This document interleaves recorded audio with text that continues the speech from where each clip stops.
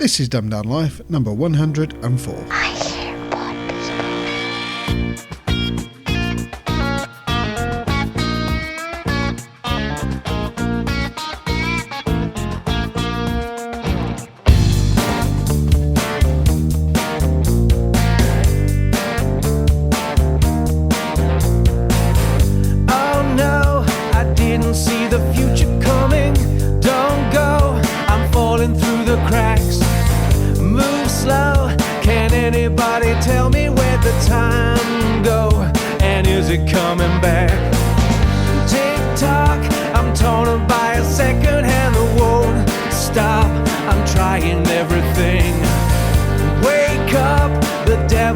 Inside of my alarm clock, deciding when to ring. Big sky, I'm standing underneath the heavens. Black night is brighter than the day. Starlight that's taken many years to reach us. Don't look to be so far away.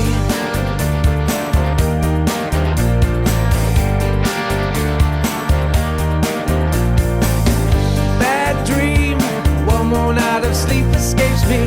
Morning, another empty bed. Lonely, if only for a moment, but it leaves me messed up in the head. Big sky, I'm standing underneath the heavens.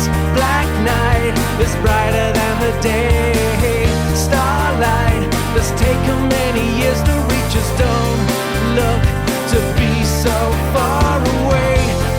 In the outer reaches of my understanding, I know the universe is still expanding, but my world's getting smaller every day.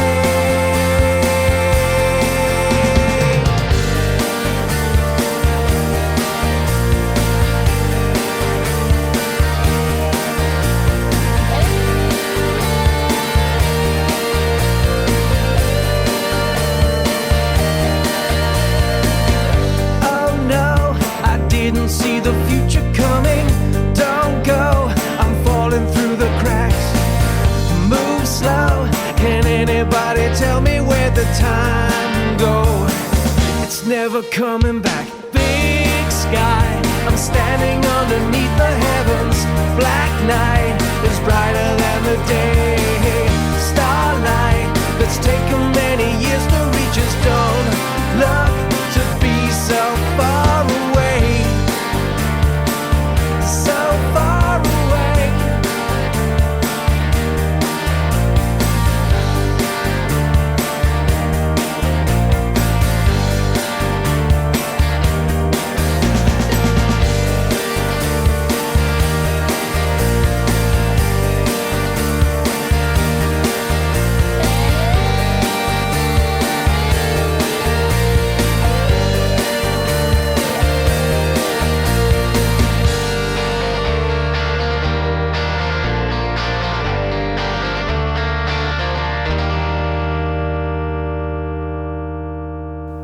Good evening, Darren. Good evening, Lance. Now, on your days on the internet, do you do much in the way of vanity searching? My days on the internet. That sounds as if I have days on the internet that are different from any other day. I actually have a Google search set up to email me at the end of every day anything that it finds that's got my name in it. Really? It's kind of the opposite to why most people would do it. I don't really associate my full real name with much of the stuff that I put online. So I don't want to see my name coming up online.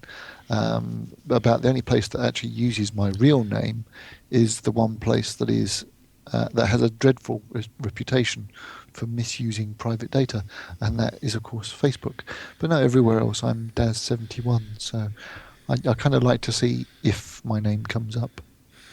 Well, you might feel sorry for Zachary Garcia then, because one day he did a vanity search and found that he was wanted for murder. Oops. Oh, he forgot about that, did he? Yeah. His Polk County in America. On their police website, they had Zachary's driving license photo and his name and his date of birth, and we wanted in connection with a murder.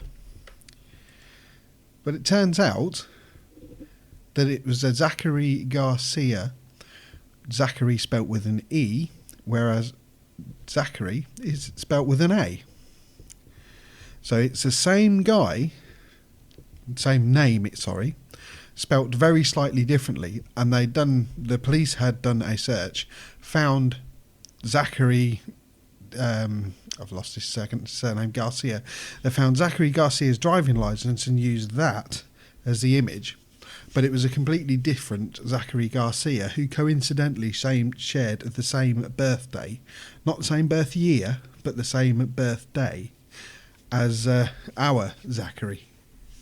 The strange thing is with this, that the police and the authorities never seem to do go that extra mile to get the full information. I don't know if you were listening to the Daily Source Code probably about a year ago now, when every time Adam Curry went to go through an airport, the TSA would stop him and hold him and ask him questions, because apparently Adam Curry was wanted for some smuggling problem, and Adam had got his own plane and was smuggling things into Mexico, and it turned out that actually there was an Adam Curry who had a pilot's license and was smuggling things into and out of America. But apart from having the same name and a pilot's license, that was the only two similarities. They seem to... They really need something a bit more than just going by somebody's name to be able to pull them over. The pilot's license will have some sort of a license number on it, an identifying feature, surely. And the other thing is, if I were a smuggler, then I would probably get a counterfeit passport for going through regular, or I'd have taken my pilot's lessons using false credentials, so that it gives me the freedom to move around without people going, "Oh, you're Adam Curry, you're the bad boy," Yeah. And the same with this one. It's surely it wouldn't have taken much police work. Now that they've got this poor boy's driving license details, why didn't they just go knock on his door and say, "Excuse me, you're wanted for murder"? Seems a bit weird that he should find this on a search when the police couldn't find him.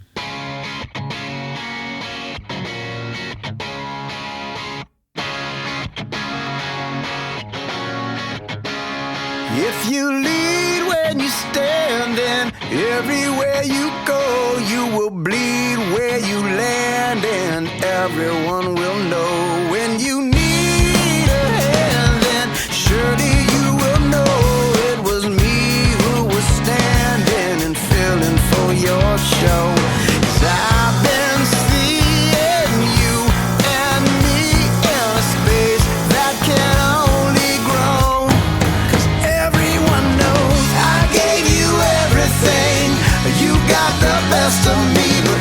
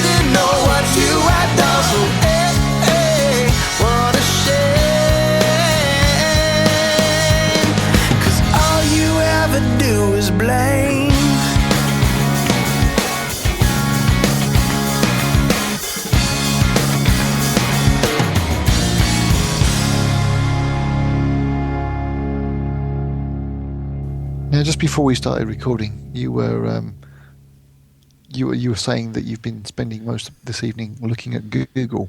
Sorry, not Google, YouTube. Same thing. Yeah.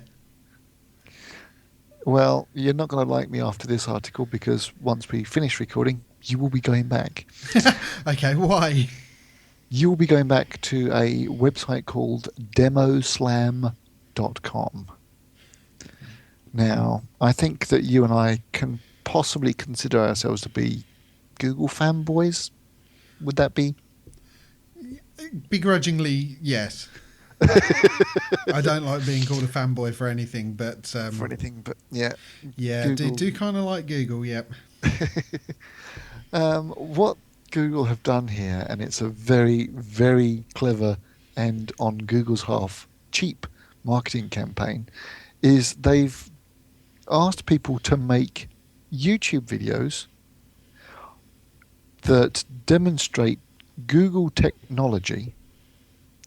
And then what they do is they make the YouTube videos battle it out against each other. Wow. So you'll have two videos on the screen, you play each of them, and then you vote for which one you prefer. And then it gives you another two random videos, and you vote for which one you prefer.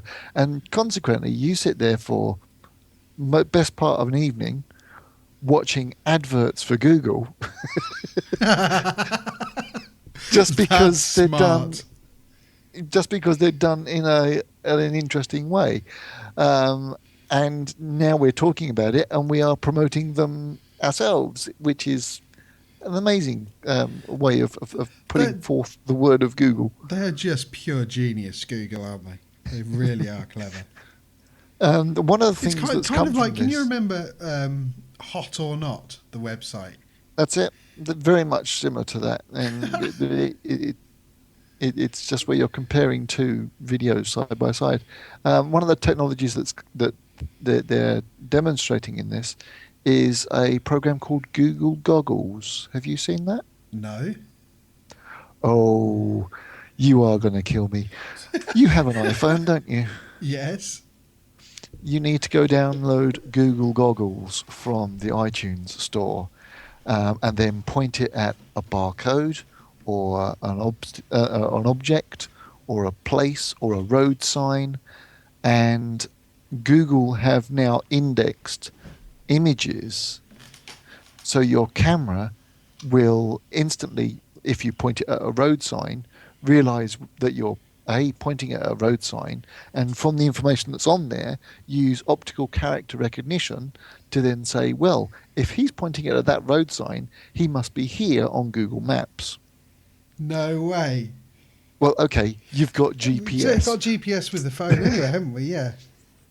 But you could take a picture of the front of a shop, and it will tell you its opening hours, and it will link you to what it finds on Google about that shop, because it's using optical character recognition.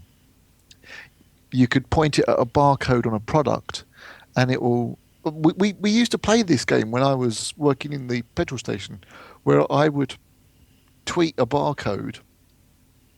You'd look it up on Google and tell me what the object was. That's right. Yes. So now you can actually point your iPhone camera at the barcode, take the picture, and it will come back with a list of where's the nearest, the cheapest, who's got it in stock, and all that sort of information.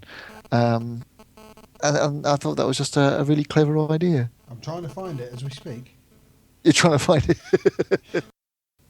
Before Lance goes off into his own little squee world of Google Goggles, we mentioned yesterday about the earth-shattering news about that NASA were going to announce. Yes. It's kind of interesting, but also really kind of boring.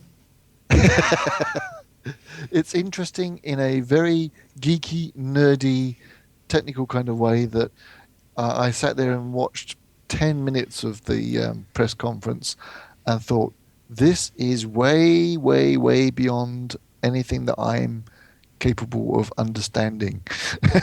Yeah, pretty much. What it is, give me a couple of seconds to bring the webpage up, because there's certain things it mentions that I've got to get right. Well, if I don't get it right, it sort of gives a really inaccurate story. Just give me a second. Although this is dumbed down life, we don't want to seem Too intelligent. dumb. Yeah. Right. Organisms and life. Up until today, we have classified life as an organism that is composed of at least 6 elements: carbon, hydrogen, oxygen, nitrogen, sulfur, and phosphorus. And they've never found an example that violates that rule. So everything from you, me, whales, ants, everything contains at least those 6 elements. Obviously, things do have other elements as well. Yep. But for it to be alive, it has to have those 6. What NASA have found is an organism living in a lake in California that doesn't have phosphorus. It uses arsenic instead. And the way it uses it, very, very basically, you've got the double helix of DNA. The backbone of that all the elements are built onto, is made out of phosphorus. Except in this organism, it's made out of arsenic, which normally is toxic. Arsenic is a well-known poison used by Agatha Christie and whatever. We take in arsenic, it kills us. And pretty much kills anything else that's alive, apart from this organism. So the big news really is that we've just had to rewrite the rules of what is life, or what elements are needed to sustain life, which means that opens up a hell of a lot of other places to start looking for life in the solar system and in the galaxy. We would be looking for a planet that's much like Earth, because they're the conditions that we know life exists in. Now that's not the case. So they could potentially go to life, Jim, but not as we know it. Exactly. Yeah. Yeah, totally that. So although it is interesting in a very nerdy, scientific, wonderful kind of way, because it fundamentally changes the rules, it's actually quite boring. You're listening to Dumbed Down Life. There we go. Right, we've got this Google thingy going on. Right. So you're saying take a photo of a barcode, yes? Yes. Right, let's see if this works. No It does. way. Wow. You see the little blue line goes across it, it scans it, puts dots over it, goes, ooh, it's a barcode. Yeah. And it picked up on the word of something else. And wow, that's really quite scary. Yeah, I've just taken a picture of something that's on my desk that has a barcode on it. And it's just come back and said that it's a Johnson's Cotton Buds 200 pack. And yeah, it is. That's precisely what it is. Wow. And, I like this. So what people have been doing is, if you were to take a photograph of, say, in London, it would say that is Tower Bridge, that is the Millennium Wheel, that is the Houses of Parliament. So people have been trying to recreate famous things, then take a picture of it and see whether Google goggles recognises their fake as the real thing. You're still there? Yeah. That's right, you went very quiet. So they've made like a little paper mache hill with the Hollywood sign on it. Oh, okay. And, yep, they found it. And they painted up their faces all grey and set themselves up in a little sort of mounting-looking thing to try and pretend to be Mount Rushmore. And it's silly things like that. Now Lance is off to go use his Google goggles, and I'm off to go YouTubing and demo slamming. Thanks, Google. And tomorrow's likely to be a solo show for me because Lance is off on a drive, on a jolly. And so we'll see you again on Saturday then, Lance. Yes, we will. And everybody else will catch you tomorrow.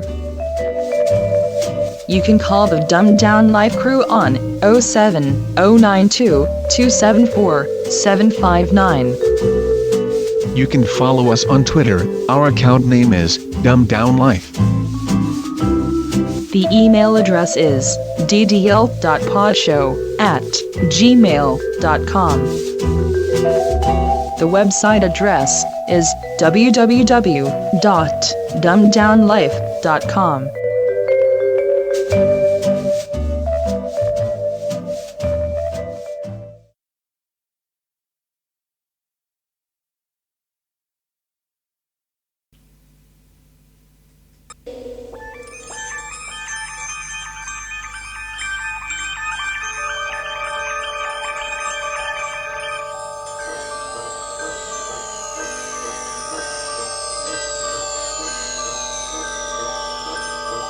All irregularities will be handled by the forces controlling each dimension.